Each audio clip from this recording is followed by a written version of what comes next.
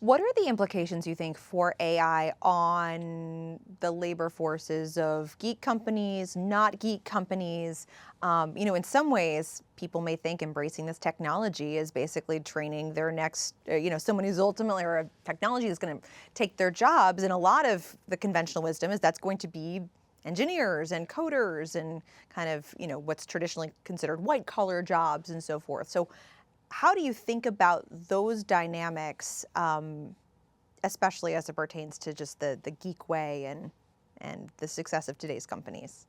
I mean, I'll say I don't know exactly how this technology is going to evolve, but for right now, I believe in the principle that it's more that humans with AI will replace humans without AI, and so that's why we're trying to equip everyone at Lazard with state-of-the-art AI. What do you think? Eric Brynjolfsson and I wrote a book in 2014 called The Second Machine Age, and we just caught that first wave of machine learning and AI coming into the business world. And at that time, I was pretty convinced that these tools were so powerful that they were going to cause a lot of labor displacement.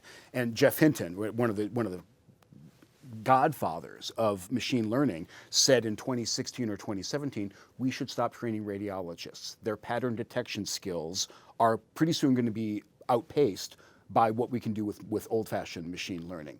We have more radiologists today than we did in 2017.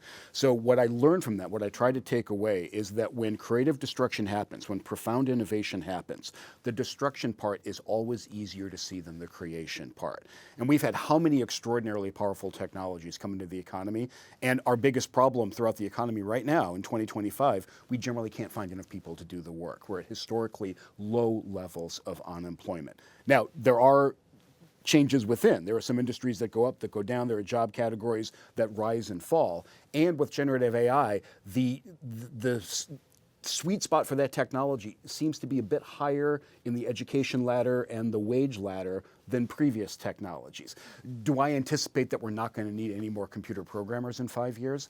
Absolutely not. Absolutely not. But I'm with Peter again. That what they do for a living is going to change.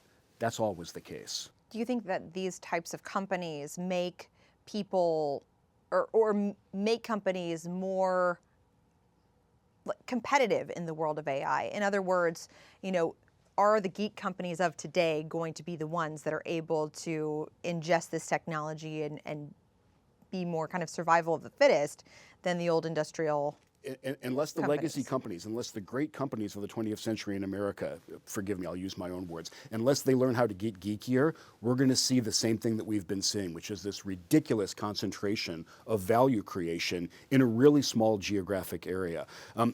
I've got this notion of the 15 by 75 box, and what I mean by that is 15 east-west miles from Palo Alto, so that's a very small strip on the West Coast, founded since 1975.